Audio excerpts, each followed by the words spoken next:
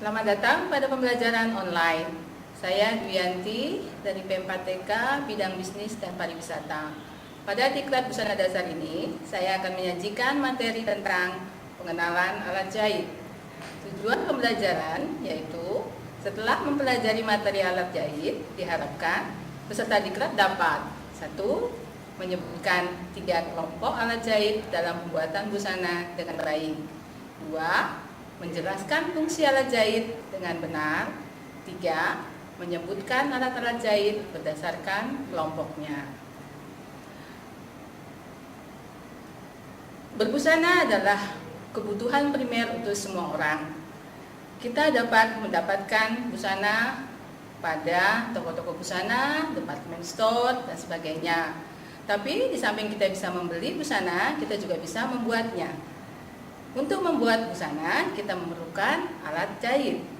Untuk lebih memudahnya, alat jahit ini dapat kita kelompokkan dalam beberapa kelompok.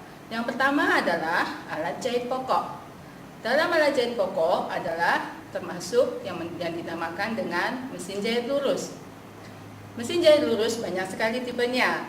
Ada yang secara konvensional seperti yang sebelah kiri, yaitu mesin jahit yang biasa digunakan dengan secara manual ataupun dengan menggunakan alat bantu yang dinamakan dinamo.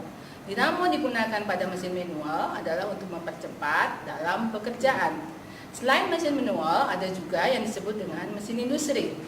Mesin industri mempunyai kecepatan tinggi, biasanya digunakan pada industri busana, baik itu garment maupun home industry.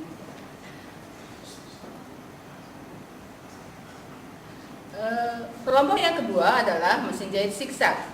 Mesin jahit zigzag mempunyai 2 fungsi, yaitu untuk menjahit lurus maupun menjahit stikan yang berbentuknya zigzag.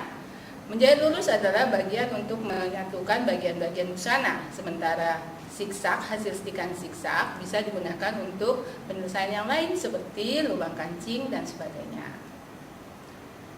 Kelompok kedua adalah alat jahit penyelesaian. Fungsi alat jahit penyelesaian adalah untuk menyelesaikan pekerjaan pembuatan busana. Dalam pekerjaan menyelesaikan pembuatan busana, biasanya tepi kain ini harus diselesaikan. Biasanya kita dapat menggunakan dengan mesin obras. Ini adalah contoh mesin obras. Dan sebelah kiri adalah mesin obras dengan menggunakan 4 buah benang.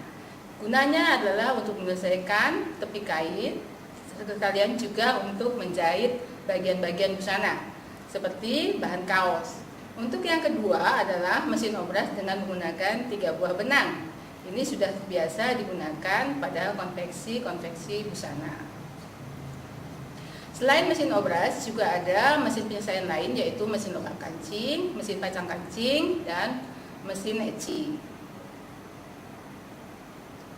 Kelompok ketiga adalah alat-alat penunjang. Fungsi alat penunjang adalah untuk membantu dalam proses pekerjaan membuat busana. Contoh daripada alat-alat jahit penunjang adalah gunting.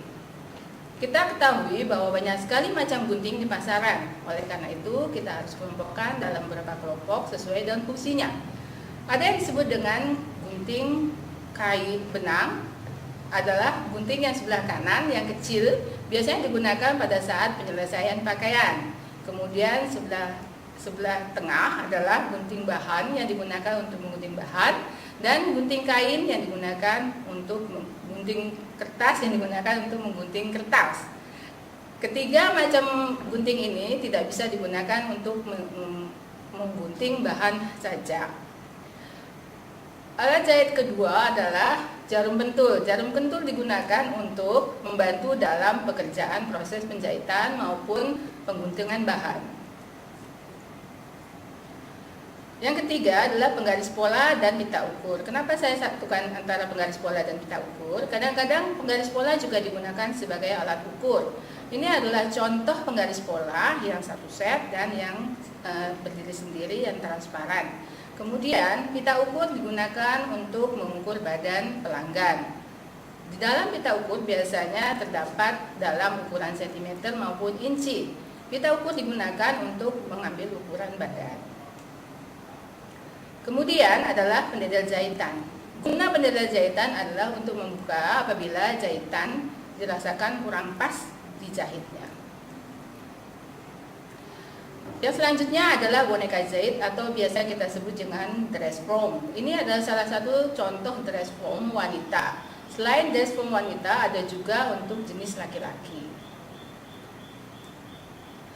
Setelah saya menyampaikan materi, marilah kita bersama-sama dilanjutkan dengan bagian evaluasi. Yang pertama, mesin jahit lurus termasuk ke dalam kelompok jahit. A. Penunjang, B. Pokok, C. Penyelesaian, D. Bantu. Nomor 2, alat jahit yang memiliki fungsi untuk membantu dalam proses pekerjaan membuat busana disebut A. Alat jahit penunjang, B. Alat jahit pokok, C. Alat jahit penyelesaian, dan D. Alat jahit tambahan. Nomor 3, yang termasuk dalam kelompok alat jahit penunjang yaitu A. Mesin jahit lurus, B. Mesin jahit pasang kancing, C. Boneka jahit, dan D. Mesin jahit siksa. Marilah kita sama-sama menyimpulkan materi kali ini. Alat jahit dikelompokkan menjadi 3 jenis, yaitu alat jahit pokok, 2 alat jahit penyelesaian, dan alat jahit penunjang. Fungsi alat jahit penyelesaian yaitu untuk menyelesaikan pekerjaan pembuatan busana. Sedangkan fungsi alat jahit penunjang yaitu membantu dalam proses pekerjaan membuat busana. Sampai jumpa.